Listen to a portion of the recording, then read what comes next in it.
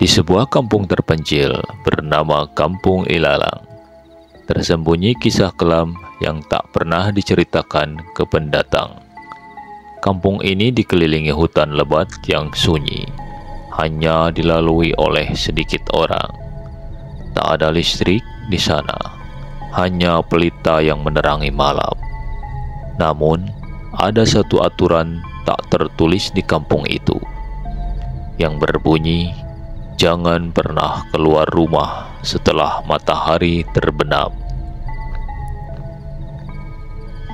Adi adalah seorang pedagang keliling.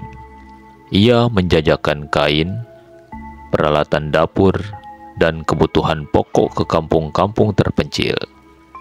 Hari itu, ia menerima kabar dari sesama pedagang tentang kampung kembang Ilalang yang jarang didatangi penjual. Peluang besar, pikirnya.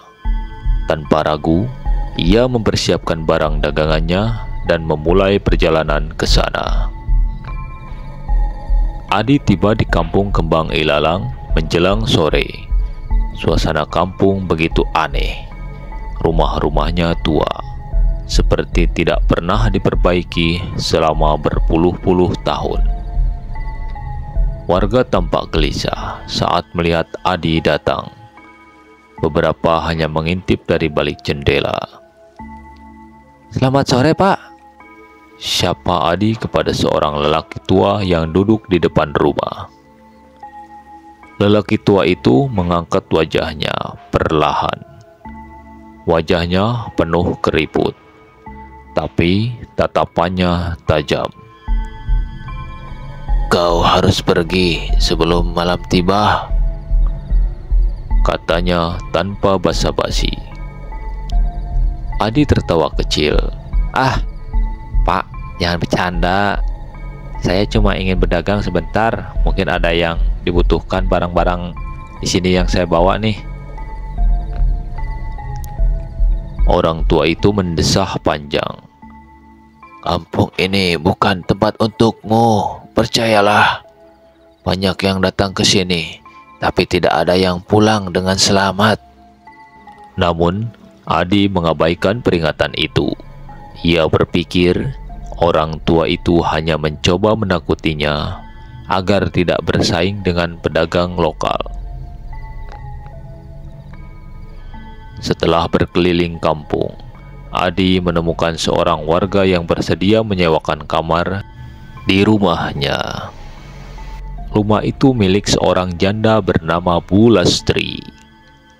"Mas Adi, saya harap kamu tidak keluar malam-malam ya.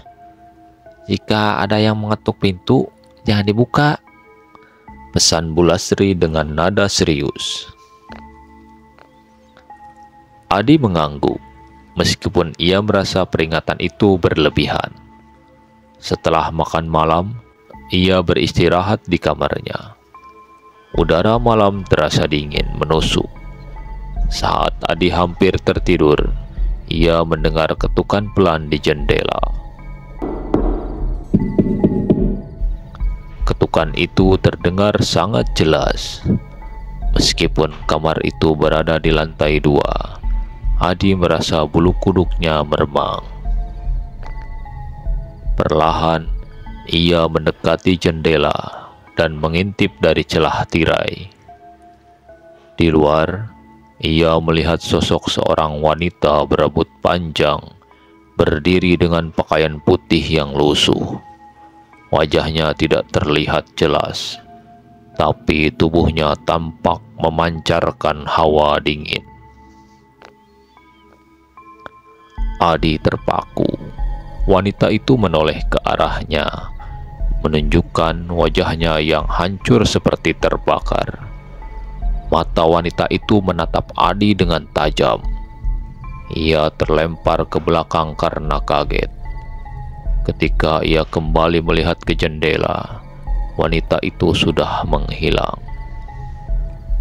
Pagi harinya, Adi memberanikan diri untuk bertanya kepada Bu Lastri tentang kejadian malam itu. Namun, Bulastri hanya diam dan menggeleng. Mas Adi, sudah kubilang, jangan tanya apa-apa. Jangan ganggu apa yang tidak kau pahami ya, jawabnya. Adi semakin penasaran. Ia mulai mencari tahu dari warga lain, tapi semuanya bungkam. Hingga akhirnya ia bertemu seorang anak kecil bernama Nita. Gadis kecil itu memberitahunya tentang Ratu Ilalang, hantu yang menghantui kampung itu. Kata ibu, Ratu Ilalang itu dulunya wanita baik, tapi dia dibakar hidup-hidup karena dituduh membawa penyakit ke kampung ini. Sejak itu, dia marah dan mengutuk kampung ini, bisik Nita. Adi merasa tidak percaya dengan cerita itu. Ia berpikir mungkin ini hanya mitos yang diceritakan turun-temurun. Adi memutuskan untuk tetap tinggal 1 malam lagi. Ia berpikir jika ia bertahan, keuntungan dari berdagang di kampung ini akan sangat besar. Malam itu, ketika ia hendak tidur, terdengar suara langkah kaki di luar rumah. Suara itu terdengar jelas, seolah-olah seseorang berjalan mengelilingi rumah. Adi mengintip dari celah pintu dan melihat bayangan hitam yang bergerak cepat. Bayangan itu melintas di jendela, kemudian lenyap di sudut gelap. Merasa penasaran, Adi keluar membawa senter. Ia menyusuri jalan kampung yang sepi. Udara malam terasa semakin dingin, dan suara jangkrik berhenti tiba-tiba. Saat ia berjalan, ia melihat sosok wanita yang sama berdiri di ujung jalan. Namun, kali ini wanita itu melayang mendekat. Adi berteriak dan berlari kembali ke rumah. Tapi pintu rumah terkunci dan Bulastri tak membukanya meski ia mengetuk dengan panik. Wanita itu kini berdiri di belakangnya, mengulurkan tangan. Kau mencariku, bisiknya dengan suara dingin. Keesokan harinya, Adi menemui Pak Darto, tetua kampung. Setelah didesak, Pak Darto akhirnya bercerita. Dulu, kampung ini makmur. Namun, ada seorang wanita sering datang membawa dagangan. Warga mulai menggunakannya sebagai kambing hitam ketika wabah penyakit menyerang. Mereka membakarnya hidup-hidup di ladang ilalang. Sejak itu, rohnya tak tenang. Setiap pendatang yang berani tinggal di sini pasti akan dihantui. Dia menganggap semua pendatang adalah musuh, jelas Pak Darto kepada Adi. Adi merasa merinding mendengar cerita itu.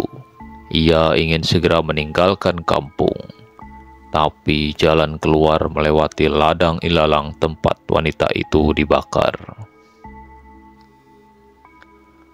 Malam terakhir Adi di kampung itu menjadi malam yang paling mencekam. Ia mendengar suara tangisan dan jeritan dari luar rumah. Barang dagangannya yang ia tinggalkan di depan rumah berserakan, seperti dilemparkan oleh sesuatu. Ketika ia keluar, ia mendapati ladang ilalang di seberang kampung terbakar. Api itu memancarkan bayangan wanita yang ia lihat sebelumnya. Dari tengah api, wanita itu muncul, mendekati Adi dengan langkah yang lambat. Kenapa kau datang? Suaranya menggelegar, mengguncang tanah.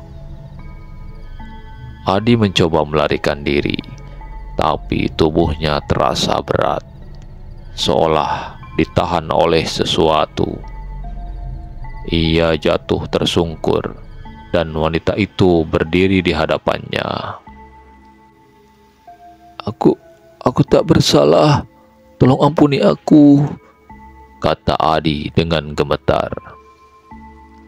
Wanita itu menatapnya lama, lalu berkata, "Mereka membunuhku.